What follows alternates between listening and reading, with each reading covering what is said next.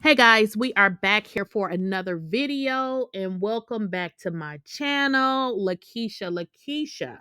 So guys, we're going to get into this video. Now we have talked about the Braxton family. I don't even know if I ever want to say Braxton family values because they have some values that nobody on the face of this earth could ever want. Now, I'm not saying they are a perfect family, but they are in fact a fractured family, and a lot of families have a lot of issues, but I am like just about over their issues.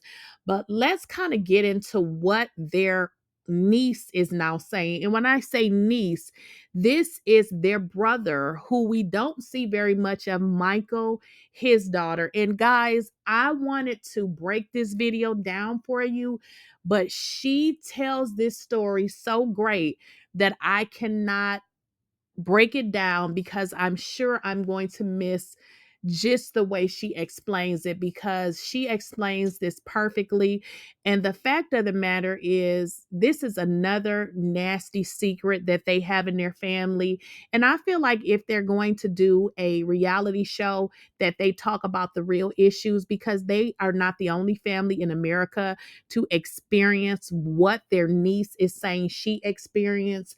But it gets more crazy when, as a family member, you are separated because you say you were violated, um, because of something that happened with your, or could have happened, or tried to happen with your aunt's husband.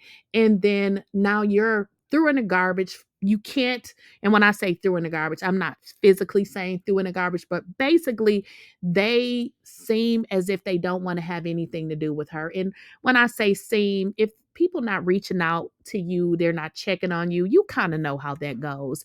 And then for her own father to come out and basically tell her she gonna get sued if she tells about her own story. This is so nasty and disgusting. And what I'm gonna do is I'm gonna let it play, and then I'll come back on here and we'll do the commentary piece on each portion, because it's just so much information and I just don't want you guys to miss any of it. So let's jump into this. And guys, before we get into the video, as I always say, there are 3 ways that you can support the channel for free. One is to like the video, one is to share the video, and the other one is to subscribe. All 3 ways to support the channel. And for everybody, I should say this: thank you for your overwhelming support.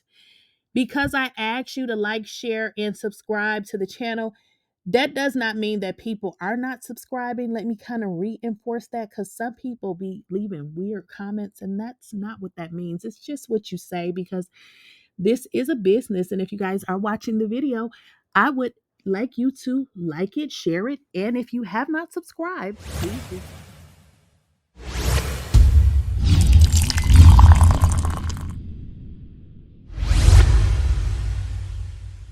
Please, I don't have any time for any gossip now. Eh? And that story is about how one of my aunts in my family do not talk to me because they think that I, at the age of 16, did something with her partner at the time. And I have been a nervous wreck to talk about something like this and to tell this story. A, because of my family, B, because I don't want people, it's not to hurt people to tell my story. But at the same time, I've been working through this so much in therapy, and this is something that goes way deep to my core in terms of worthiness and how I feel about myself. And it's been such a journey. It's that moment of my life where I have to fully confront it and face it and talk about it, but talk about it because I also want to shed light for the women and the men and anybody who has gone through something like this, where you were underage and something in that sort of manner happened in terms of that sort of word of abuse. And I feel like I have to be careful with what I'm saying here because I don't want to be banned from talking about these situations, but also we kind of have to talk about it. I'm also not very good at storytelling, and I'm new to all this, and I'm also trying to get ready at the same time and tell a story. And I feel like the story is quite complicated and detailed, so bear with me here. But yeah, so one of my aunts does not talk to me because I guess she felt like I did something with her partner at that time, and nothing happened. But I'm gonna try to tell the story quickly and also not name any names. And so I was with this aunt for the summer with my sister, and I can't remember how much time had passed since we were there in the summer for a little bit of time to when we got home. And when I think it was my stepmother was going through my phone, and she found this conversation, this sort of conversation, and she showed it to my dad, and my dad called that aunt, and we spoke about it and we talked about it a little bit. And I remember it was just a lot of emotions. It was a lot going on. I was 16 at the time, and I'm 32 now. I had to think about it. I'm 32 now. And so, oh my God, it's been 16 years. This is wild. Anyway, okay. So yeah, my aunt was there for me. She was very kind and very nice. And was like, I'm so sorry that this happened to you, blah. And not blah, but she was very kind, and it just felt like safe, you know? But then as the years have gone by, it's like that mood and that assumption that I didn't do anything because I was a child was not that assumption anymore. And it boggled my mind because it was like, wait, but if it happened or if it was true, then that would make him, you know, and like, you're okay with that? Like that's what you would like to hear? I will just never forget how when I got older, I just realized that I really had to take the time and go back to that part of my life and understand how much feeling like I didn't matter, that I was unworthy. It just felt like love from my family was just cut off and gone. And you're like, but wait, that guy? And it made it even worse because it was like, wait, this guy that was doing this to you on TV, and like it's kind of in cohorts in the same spirit of what was happening. Not in the same cohorts, in the same spirit, but like, you know, like it's so painful. And I know that the ladies, the men, everybody who has experienced this sort of feeling when your family doesn't believe you, or when you're at an age where you shouldn't have ever have been put in that situation to have to navigate it. And however you navigate it was however you navigated it. And this is what I learned in therapy, is like how I navigated it and how I dealt with it was how I dealt with it. But the most important thing to understand is that I never should have been put in that spot in the first place. And I think that's the devastating part, is that you realize that you didn't ask for that. I did not ask for that. No matter what, I didn't ask for that. And I'm planning to like confront a lot of things because my sister passed away. Like I've just I fled the country because I was needing to save my own self and my own life. And when I say all of this is not a dig to my family member, because it's really sad that she also was put in that situation, having to deal and having to handle. Like, I don't wish that upon anyone either. There's sympathy there, but there's also so many other aspects of it when you're a child and you're like denied a voice. It's pretty much been like a lifelong battle for me. So it's been a journey. If you've ever been that person, I'm gonna go to part 2. Okay, I'm back, sorry. Okay, so this is part 2 of my aunt doesn't talk to me because she thinks that I did something with her partner. And if you watched part 1, you could probably understand what's happening. And like I said, it's really difficult to talk about because I just don't want to be rude, because this happens to people where they've experienced some sort of abuse and then someone's told them that it hasn't happened or that it's their fault, or like they've just, but then as I like have now lived in Europe for 10 years and I've traveled the world, it happens it happens across the world, which makes it even more important to talk about, because a lot of people are going through this but they're not allowed to say, or they're embarrassed, or they just feel like it's not something that they can even talk about. So for me it was difficult because I realized that my aunt was starting to feel this way, that I initiated, or that it was I'm a part of the problem to blame. And I was saying before that I never should have been put in that situation as a kid at all, ever, especially when there's an adult involved. And so I essentially left the US in 2014 and I went to Paris, and I was there for about 4, almost 5 years. And I'm so irritated at myself because I left right before I was supposed to get my citizenship there. But anyway, and now I'm here in Barcelona, Spain. And I've been in Europe for almost like 9 years now. And this subject has just come up for me and my therapy. And I'm addressing it and I'm talking about it and I'm shedding light on it and I'm shedding awareness on it. And I just want to encourage other people, share your story and to find love and to find self-love for yourself and for everyone else involved, and just know and understand that it's not your fault. And I know that you did not ask life to give you this. Okay, guys, so let's just get into some of what she said. For one, let's point out one. This girl, I mean, she's a grown up, a young lady now, but at the time she was 16 years old. So are we making 16-year-olds accountable for what grown men are doing? And what she stated was, when this occurred, that her aunt made it seem as if it was okay and she was innocent, and then she, she wasn't the person to blame. But she said as she got older, she it seemed like what had happened is she was blamed for what this grown man had done. And let's be clear, guys, we really believe that it is Trina's husband, because as you guys will see later in the video, her and Tamar talks. I know her and Towanda talks because I was able to go to her page and I saw pictures of her and Towanda. If you guys recall, she said this person stopped talking to her. We know it was not Tracy's husband. We know it wasn't him because they would have been threw him under the bus. It had to be Trina's husband. So she goes on to say, if, blaming her, then what about the adult, which makes him some kind of pedo? And if you guys remember, Trina's husband was a hot mess. Rest in peace to Gay, but he was a hot mess. She also, Ashley, which is the niece who is telling the story, Ashley goes on to say, he was clowning you. She didn't use those words, but what she said is, girl, he was clowning you on TV, which is the same spirit he used when he was trying to, whatever he was trying to do with Ashley. Ashley has never really stated. But think about it. This girl left the country. She's out. She started off in Paris and now she's in Europe by herself.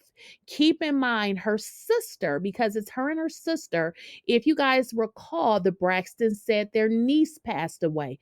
This was Ashley's sister, which was their brother's daughter. Okay, y'all follow me? So let's get into the next piece, y'all, which is, it just really broke my heart and really wanted me to just, in my mind, I'm like, oh my God, I gotta be a better person, because you never know what somebody is going through.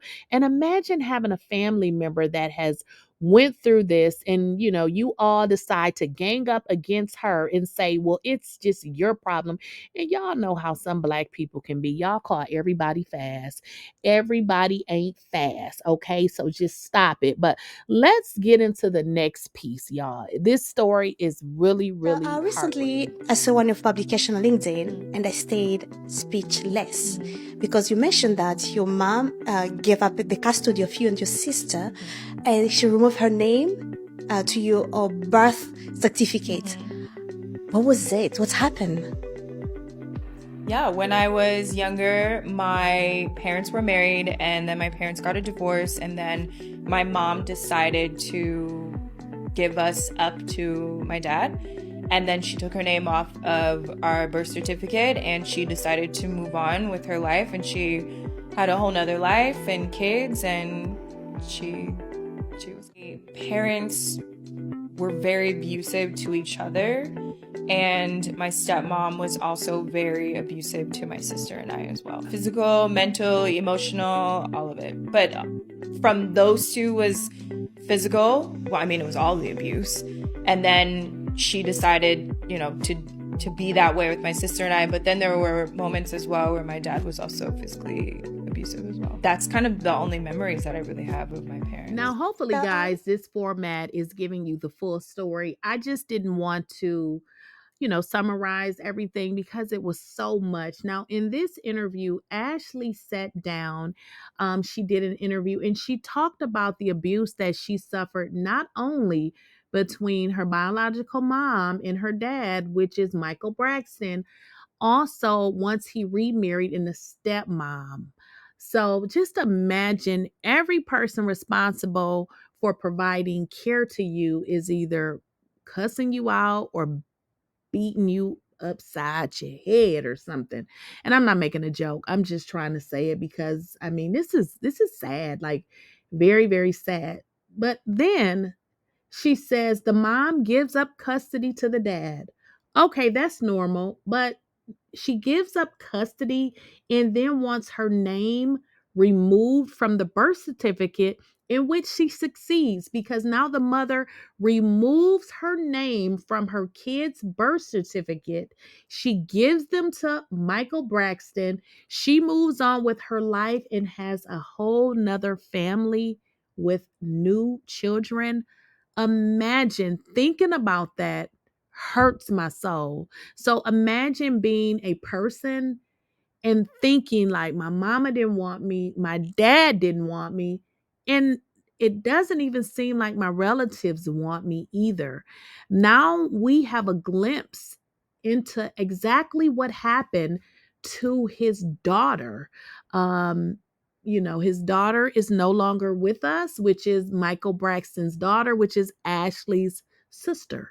So now, guys, the story makes. So I told you that I was going to keep it real with you on this journey, that you were going to be in it with me, and I'm going to give y'all some updates. So first update is that I got a message yesterday from my Fanja, and he said to zip it up tight, don't speak. I know just what you're saying. Don't speak, girl. And that he lawyered up, and that I shan't speak of his name or the household and other things, etc., and that he will take legal action. So I've decided to, again, not use his name, which I've been trying to do with everybody, not use anybody's names, but I'll also speak and say according to my childhood experience. But that doesn't mean that I'm going to stop, that I'm going to be silenced. Everyone has the right to tell their story, and everyone has the right to say whatever it is that they want to say. So I made a really good YouTube video, kind of just updating y'all about how I've been feeling, because this is just what happens also when you decide to tell your story, that not everybody's going to agree with it. Not everybody's going to like it. Not everybody is going to, cheer you on, and it's a roller coaster. There's going to be moments where it is super awesome and amazing, and then there's just moments where you just don't feel good. Hey guys, all right, now guys, I don't know if this can get any worse. She's been now contacted by her father, which is Michael Braxton, to basically say, girl, shut up. Don't you be telling our family whatever. But I am so glad that she has decided to heal herself, because he cannot silence her. Now, she can talk about her experiences. She doesn't have to give names, but we all know who her father is. So she can say what her experience was. If she, was physically and mentally abused, she can say that. You can't silence someone because you're afraid of how you may look. And guys, just listening to her, it's bringing everything full circle with regards to what Tracy suffered. And if you guys are familiar with how Black households are ran, and I speak on Black households because I'm Black. I don't know anything about other households, but sometimes those generational curses and those family secrets can really be the death of some people. So I am so glad that Ashlee is choosing to speak out. I'm coming to the US. I know. And I'm coming to the US January 28th to Atlanta to do Tamar's live podcast show. Now, before anyone says anything, please let it be known and let it be clear that as I am in this journey and in this process, and as I'm healing and trying to understand all of this stuff, that it feels really good to have a family member behind me, okay? So please, before anyone says anything, like, let me have that. It's been a really long journey, and it's been a really long journey of not having people behind me.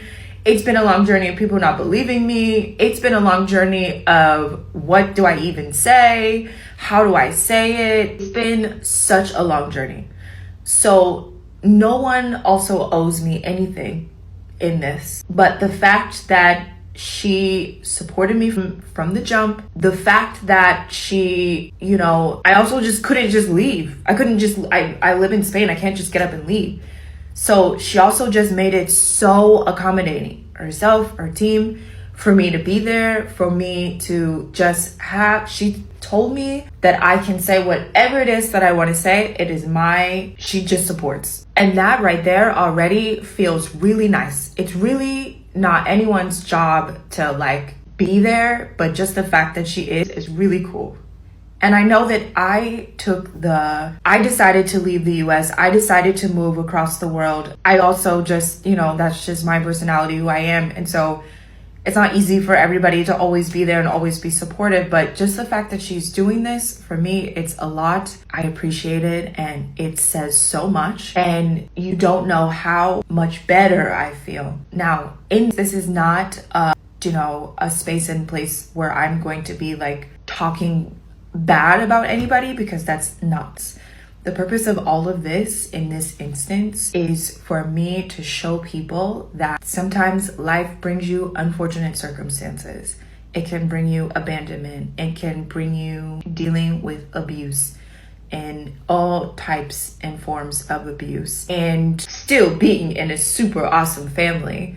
But there could be this trauma that's either generational, or maybe it's passed down to you from your mother's womb, or maybe it's just, learned behavior that you learned from somebody else. It's just a moment. Like, I'm still processing all of it, but in the process, I have to say, I'm like really nervous, but I'm excited, but I'm scared, but I'm just so grateful that I get to share the stage with a family member, that I get to share the stage with my aunt, that I get to like hold her hand. I get to hold her hand if I want to cry, and that is just like a moment for me. And to also just show people that Black girls fucking rock. So I can't with all the crying. Hold on. Oh, y'all, this girl had me actually in tears. Like, this is so sad. But what I wanted to talk about is she is talking about, Tamar had reached out or has reached out to her,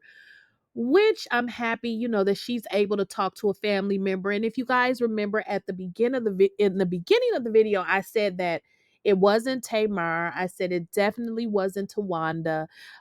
We know it wasn't Tracy's husband, and obviously it wasn't I can't even get it out, Toni.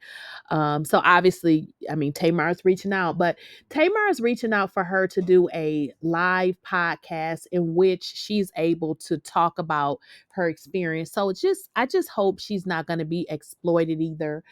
So I really hope that she's going to be given a safe space.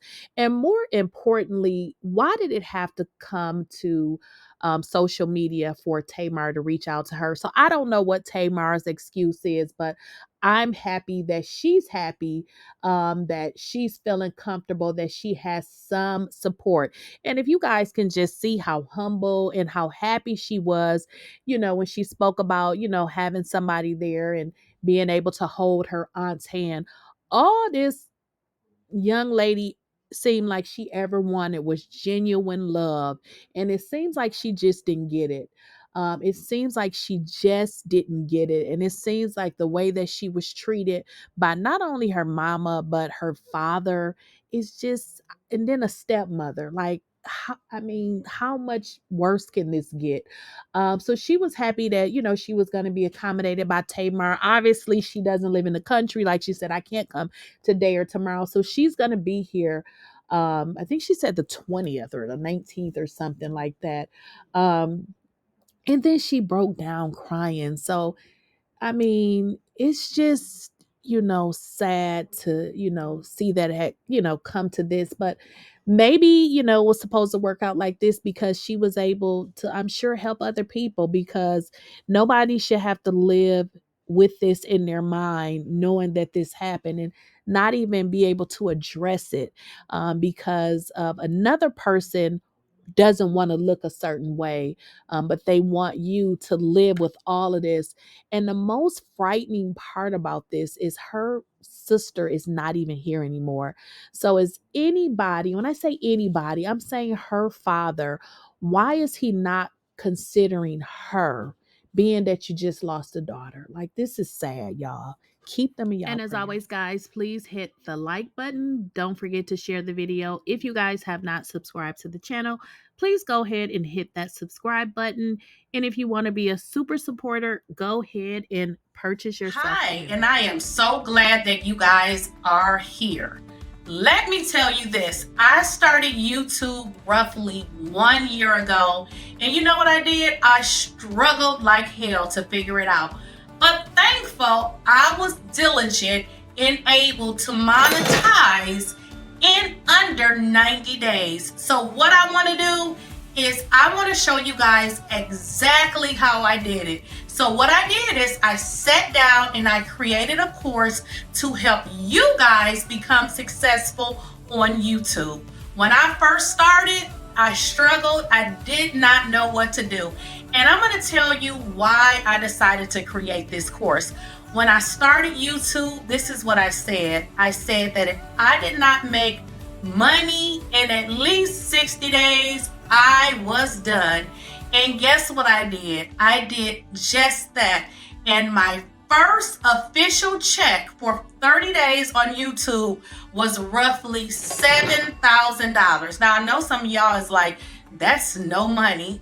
And in all actuality, it ain't a lot of money, but it's not a little money, especially from somebody that was coming to a social media platform such as YouTube that I didn't really know what I was doing, but I was able to figure it out to be able to make an income of $7,000. So what I said is I see some of the smaller YouTubers struggling. So what I want to do is show you guys what I did to become successful. So what I did is I created a course to teach you guys the basics. Now, this will not be the only course, but this will be the first course in which I will teach you guys how to get monetized very fast. So all you need to do right now is go ahead and click on the link, because we are running a special, or I am running a special, because I want to make sure you guys get monetized.